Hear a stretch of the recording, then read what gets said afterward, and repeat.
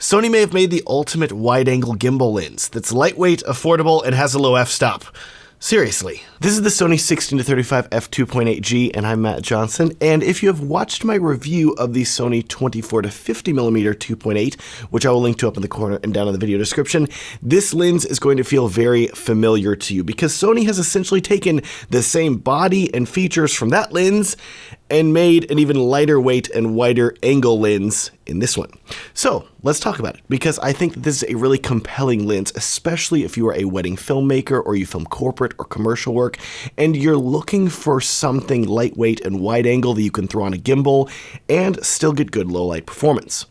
I'm also going to preface this review by saying that it's not paid or sponsored by Sony, but they did loan me this lens so I could make this review, and I'll be returning it to them very soon.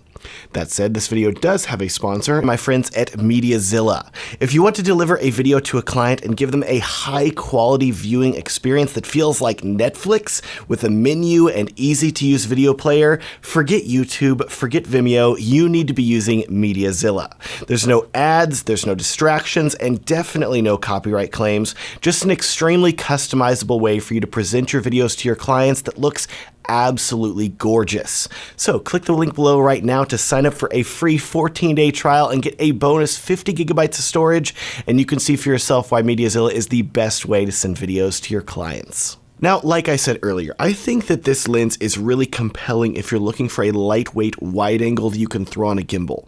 Personally, I use a Sony 24-1.4 GM lens on a gimbal at every wedding that I film, but the thought of being able to go even wider, all the way out to 16mm for some really dramatic landscape shots, for example, is pretty cool too. Not to mention, I know that vlogging is not nearly as popular as it once was, or at least that's how it feels to me, but if you want to carry your camera around and film yourself, this may be one of the best lenses out there to do it because it's so wide while still being compact. Now, like I said earlier, this lens is essentially the same body as the Sony 24-50mm that I recently reviewed. It is slightly, just so very slightly longer, but otherwise, it's basically the same. So whenever we talk about the actual features of this lens, it feels very deja vu to me. This is a Sony G, so you get all the newest features that you would expect, like an aperture control ring with a clickless switch, autofocus, manual focus switch, programmable button, it's all here. In addition, and this was the only real quirk of the Sony 24-50mm as well, this lens extends in reverse. What I mean by that is that this 16-25mm is at its shortest at 25mm and longest at 16mm. Whereas with most lenses, it would be the other way around, with it being the shortest at 16mm and extending as you zoom in. It's definitely a little unintuitive, but the main thing I want you to be aware of is that as long as you set this lens to about the midway zoom point or so, and then balance it on a gimbal, because this lens is so lightweight, you should have zero issues with your gimbal being able to maintain its balance, even if you zoom it in or out, because it's barely going to be changing the center of gravity of the lens.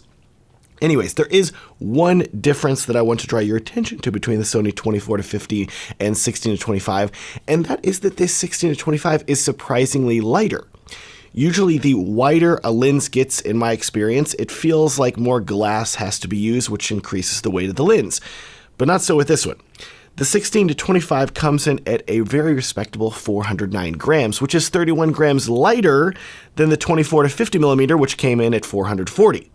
This is very welcome, and I love seeing lenses get lighter. You're especially going to appreciate this if you're filming a long wedding day. Going to help keep your arms from getting tired. Now, image quality-wise, this lens is stellar as well. It's sharp even out to the edges, colors look crispy. I mean, it's a modern Sony lens. I would be shocked if it didn't look great. Just like with the 24-50mm that I reviewed, I feel like Sony could have put a GM on this lens instead of a G, but because this lens has a weirder zoom range of 16-25mm, that's probably why they just kept with the G naming. And now I'm sure you're wondering, what about autofocus and focus breathing?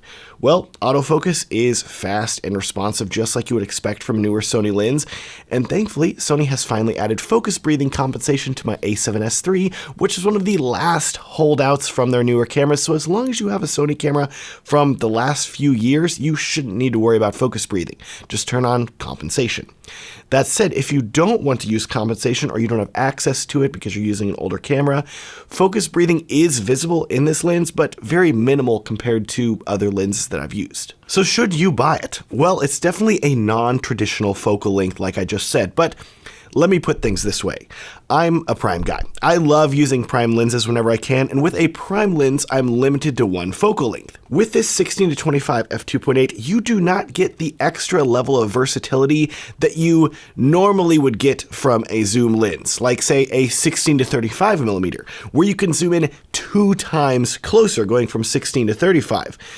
With this, it's only going from 16mm to 25mm, and so this lens almost feels closer to a prime lens than a zoom lens because it doesn't have a massive zoom range. Toss in the respectable f2.8 aperture and lighter weight, and if you are in the market for a wide-angle lens and you know that you want to put it on a gimbal, in that case, this 16-25 makes a ton of sense, and I would highly recommend checking it out. Speaking of checking things out, if you are a new wedding filmmaker and you want help booking couples, I would love if you would check out my free workshop that's going to show you how to book your first wedding in 30 days or less. This workshop is completely free, and it's going to show you my exact 3-step booking system to get you filming weddings fast. You can watch the workshop for free at the link down below. Thanks so much for watching, and have a great day.